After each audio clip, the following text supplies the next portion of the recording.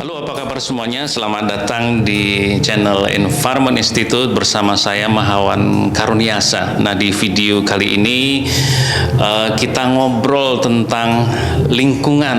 Nah, tapi ada hal yang khusus nih kali ini, yaitu ngobrol tentang kurangi sampah organik. Nah, oleh karena itu saya hari ini ada tamu, ya, namanya Mas Fajar. Nanti kita kenalan Mas Fajar itu siapa. Jadi kita akan ngobrol tentang bagaimana kita mengurangi sampah, khususnya sampah organik. Sampah organik itu apa, nanti Mas Fajar bisa jelaskan, dan bagaimana mengurangi sampah tapi pada saat yang sama bisa mungkin ada pendapatan, atau mungkin intinya mengurangi sampah itu bisa juga mensejahterakan berbagai pihak. Nah, kita kenalan dulu nih. Halo, apa kabar Mas Fajar? Halo Pak Mahawan, alhamdulillah baik Pak. Waduh, sehat-sehat ya? Alhamdulillah sehat ya Pak. Oke, Mas Fajar, ini bisa cerita sedikitkah? Ini Mas Fajar juga saya lihat punya banyak penghargaan gitu ya.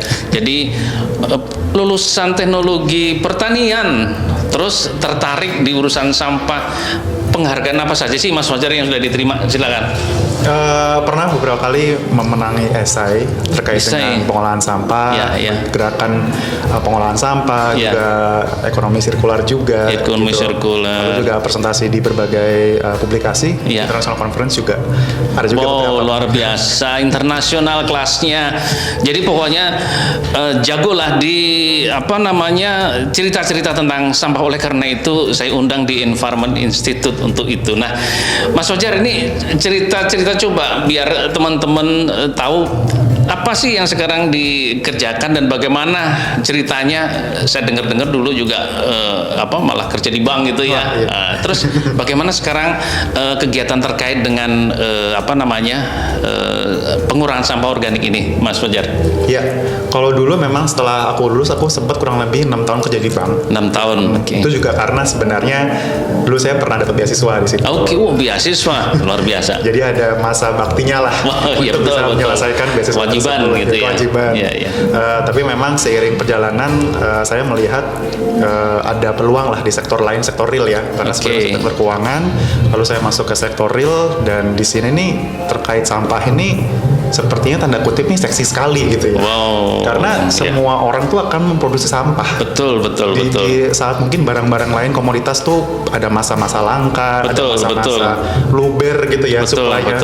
Kalau masalah sampah ini akan luber terus gitu. Ya, betul.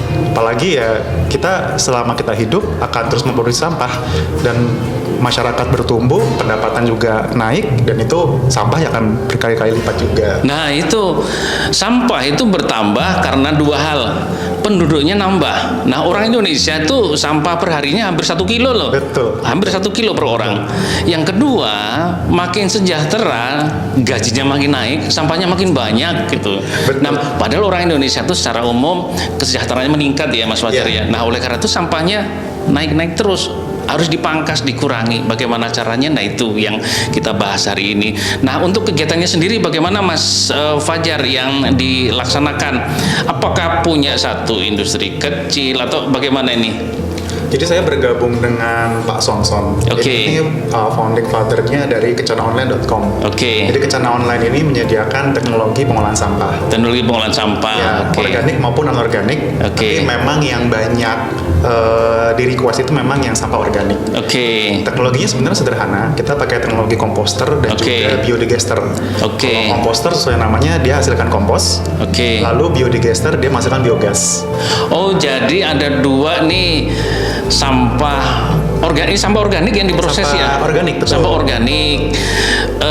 Sampah organik diproses menjadi dua itu ya. Yang pertama menjadi kompos gitu ya. Satunya lagi menjadi apa tadi? Biogas. Ada dua produk nih dari sampah, biogas dan kompos gitu. Nah, apa sih sampah organik itu, Mas Sampah Apa aja? organik, sampah yang dapat diurai. Sampah yang dapat diurai itu sampah organik ya, Betul. setidaknya kalau dari rumah tangga itu sayur-sayuran, sayur-sayuran, sisa buah-buahan. makanan itu ya, Ya, bisa betul. diolah, itu sampah organik. Dan di Indonesia itu sebagian besar sampah kita Sampah organik. sampah organik. Nah itu maka penting sekali nih yang dikerjakan. Produknya ada 2. Nah bisa cerita nih Mas, proses sebelum proses nih, tantangan mendapatkan sampahnya itu sendiri kan namanya memproses, butuh sampahnya. Padahal kita tahu ya, orang buang sampah seperti biasanya masuk di kotak sampah, habis itu tukang sampah ambil bawa pergi. Nah gimana nih caranya dapat sampahnya itu? Ya, jadi memang dari perjalanan ini ternyata walaupun sampah itu banyak ditemui, tapi sulit untuk dikolek secara terpisah. Nah, ini yang Gampang, jadi barangnya banyak tapi banyak sulit tercampur-campur. ngumpul dan tercampur. Nah, Oke. jadi seringkali kita memang setiap hari melihat sampah ada di mana-mana ya. Iya, Seperti iya. mudah sekali untuk didapatkan. Iya. Tapi kalau kita bicara pengolahan, kalau misalnya sampah itu belum homogen, Iya. itu jadi belum bernilai. Sampah Oke. baru bernilai kalau sudah homogen. Nah, itu- jadi tantangannya harusnya kalau sampah sudah terpilah, itu Iya. akan memudahkan proses pengolahannya ke depan. Oke, tantangan pertama sampahnya campur-campur Betul. ya. Tantangan kedua, jumlah sampahnya susah nggak nyarinya? Ngambilnya dari mana tuh? Dari sampah rumah tangga atau dari tempat pengumpulan sementara itu? Rata-rata di tempat pengumpulan sampah sementara. Oke, TPS. ya dari TPS. Jadi ngambil dari sana sampahnya. Hanya caratannya satu, masih campur-campur. Oke, kita lanjutkan lagi nih. Setelah dapat sampahnya kan diproses nih. Berapa lama sih prosesnya? Kalau jadi apa namanya biogas berapa lama? Kalau jadi kompos berapa lama nih, Mas Fajar? Kalau kompos kita ada teknologi ya. Iya, Yang betul. Biasanya kan kalau kompos itu sekitar 30 hari ya. 30 hari. Dikubur atau misalnya di Kompos bedeng 30 gitu. hari. Kalau rata-rata. Oke, Tapi oke, kita ada rata-rata. teknologi aktivator nih. Bisa lebih Aktivator cepat. itu semacam mikroba. Iya, iya.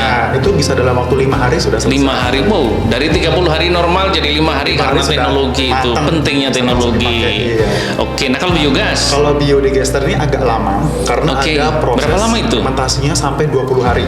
oh 20 hari. 20 hari tapi untuk masukan yang pertama saja, Pak. Jadi kalau sampai hasil akhirnya sampai biogas berapa lama tuh? Kalau setelah 20 hari itu namanya masa retensi. Iya. Nah, itu ada biogas. Nah, setelah itu selama ada masukan terus Iya. setiap hari dia menghasilkan Biogasnya biogas. keluar. Oh. Keluar terus Pak setiap hari. Jadi sejak pertama masuk gampangnya 20 hari itu sudah jadi biogas. dari biogas, betul. Oke, jadi kalau jadi bikin kompos tuh 5 hari sampai 30 hari. Kalau biogas kurang lebih 20 Kurang lebih hari benar. sudah. Iya. Oke, nah itu cerita tadi tuh.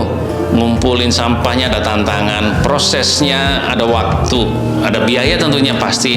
Nah, kemudian setelah dapat apa namanya kompos dan biogasnya, kira-kira ini kan bisa dijual tuh kompos. Betul. Nah, kompos tuh fungsinya tuh apa sih, Mas Fajar? Kompos itu membantu menyuburkan tanaman. Menyuburkan tanam ya, kayak pupuk lah gitu ya. Pupuk, kayak betul. pupuk. Jadi pokoknya beli kompos buat menyuburkan tanaman. Ya. Nah, kalau biogas ini Nah, biogas ini rata-rata bisa digunakan dua.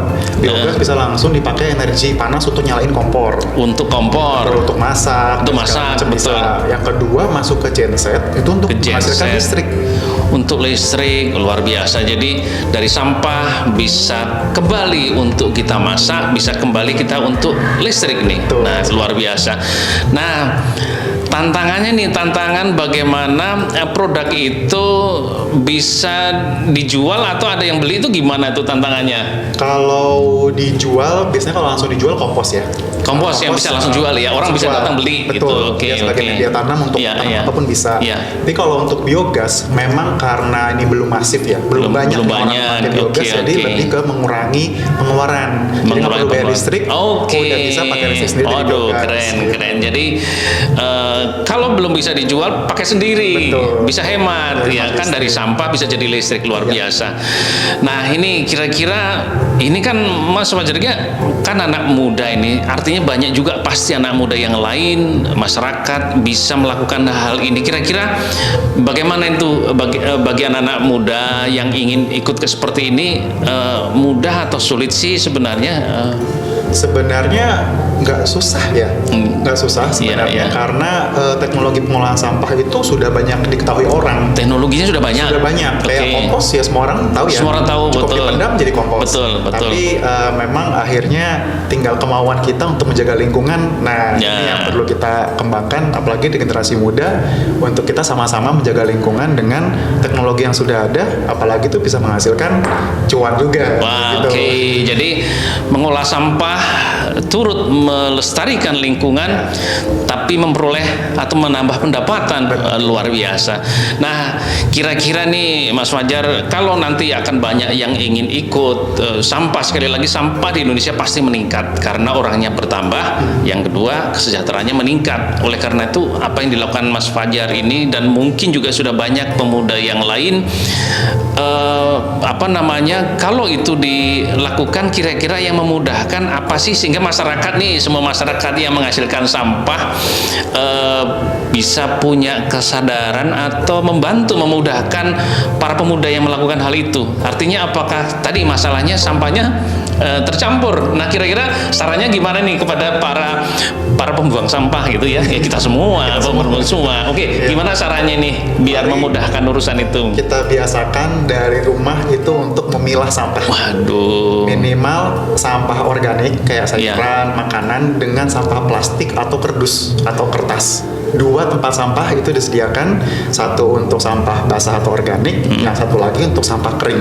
Nah, itu minimal kalau setiap rumah sudah seperti itu, nanti akan terbangun sistem mulai dari pengumpul sampahnya, mau di TPS-nya pun akan terkolek dan terpisah secara otomatis. Kalau misalnya masih tercampur-campur dari tiap rumah, yang pengumpul sampahnya kan juga agak malas ya untuk bilang-bilang lagi ya. Nah, itu harus dimulai dari diri sendiri. Di rumah itu masing-masing sediakan minimal 2 sampah, satu sampah organik, satu lagi sampah kering. Oke, luar biasa.